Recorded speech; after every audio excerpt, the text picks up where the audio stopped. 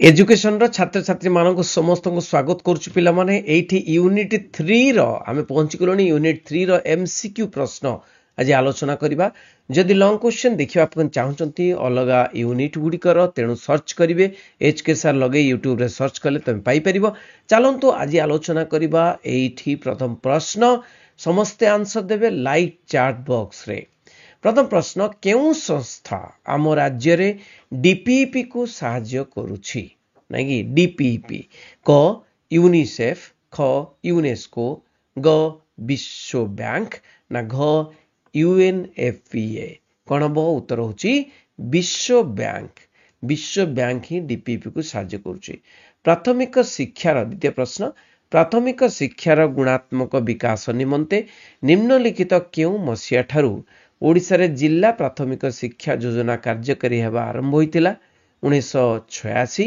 ख 1996 ग 1998 घ 2007 कोन उत्तर उत्तर होची एठी पिला माने उत्तर होची 1996 मसिया रे कोन 1996 मसिया रे नेक्स्ट प्रश्न भारत रो संविधान केउ मसिया रे प्रणयन होइतला अरे बा बढ़िया प्रश्न भारतीय संविधान केउ मसिया रे प्रणयन करा जाइथिला क 1947 ख 1942 ग 1950 घ 1957 तो उत्तर कोन हबो उत्तर होची कोन कोन उत्तर 1950 मसिया 1950 मसिया रे या प्रणयन करा जाइथिला नेक्स्ट प्रश्न निम्नलिखित केउ मसिया रे जातीय शिक्षा नीति प्रणयन करा जाइथिला कहलो देखि जातीय शिक्षा नीति प्रणयन करा जाइथिला क 1947 ख 1950 ग 1986 घ 1995 उत्तर होची कोन ना 1986 मसिया रे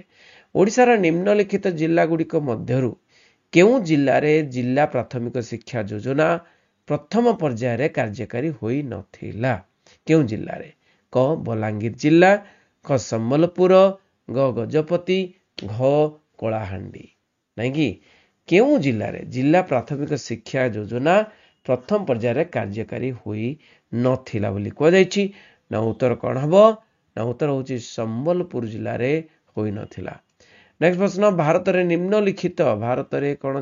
रे निम्नलिखित केउ तम संविधान संशोधन रे नहीं कि केउ तम संविधान संशोधन तुम कहया पड़ियो कोन ना केउ तम संविधान संशोधन रे पार्लियामेंट रे 6 रु 14 वर्षर पिला मानक पई बाध्यतामूलक प्राथमिक शिक्षा विधेयक गृहीत होइतला विधेयक माने कोन बिल गृहीत होइतला माने केउ तम संविधान संशोधन कथा कहूची तेनु आमे जीवा तो संविधान संशोधन केउ तम संविधान संशोधन एटी ऑप्शन रे देछि कोन ना 48 तम आ 84 तम 94 तम आ 96 तम ताले उत्तर कोन हो 6 नंबर उत्तर तो उत्तर होची 93 तम कोन 93 तम संविधान संशोधन रे देखिबा नेक्स्ट प्रश्न भारत रे प्राथमिक शिक्षार सार्वजनीकरण लक्ष्य साधित होई पारि नथिबा पई निम्नलिखित केउ कारणटी दायी नुहे केउटा दायी नुहे भाषा समस्या भारत रे गणतांत्रिक सरकार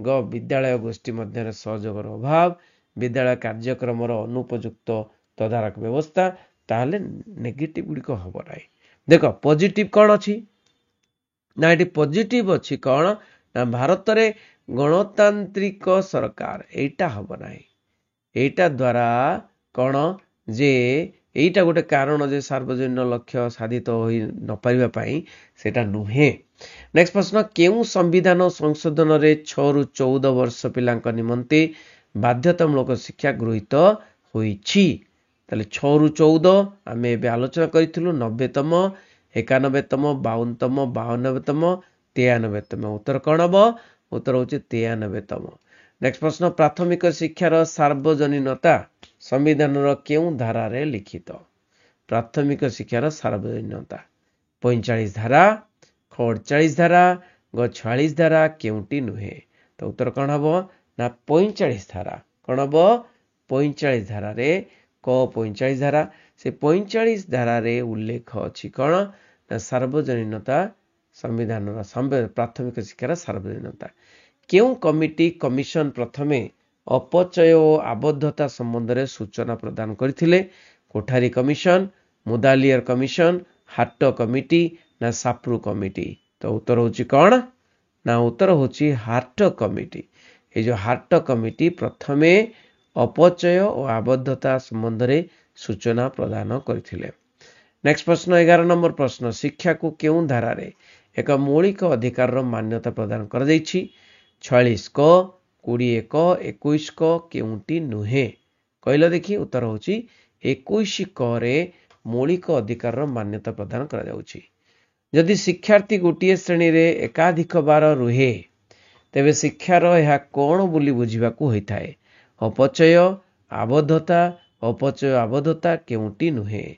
तो उत्तर कौन हबो ना उत्तर होची आबद्धता। कौन आबद्धता कौन करे ना शिक्षार्थी जदि गोटे श्रेणी रे एकाधिक बार रहुथाए फेले कि रहुथाए तेबे शिक्षार या कौन ना से होची आबद्धता। वर्तमान ओडिशा रे केउ कर्तृपक्ष सार्वजनिकरण निमंते कार्य करुछंती? डीपीपी, ख एसएसए, ग ओबी, घ ओपेपा। तो उत्तर होची ओपेपा। कौन ना वर्तमान सार्वजनिकरण जोटा कि ओडिशा रे एजुकेशन बा शिक्षार सार्वजनिकरण पई काम करुछंती। भारतीय संविधान रो 45 धारा कौन लिखाई छी? 45 धारा रे केते वर्षर पिला मानक पई मागणा और अवैतनिक शिक्षा देवा निमंते सुपारिश करा जायछि? क 6 रु 14, ख 7 रु 14, ग 8 रु 14, घ 9 रु 14। उत्तर कौन हबो? उत्तर होची 6 रु 14। बुझियला पिला माने 6 रु 14।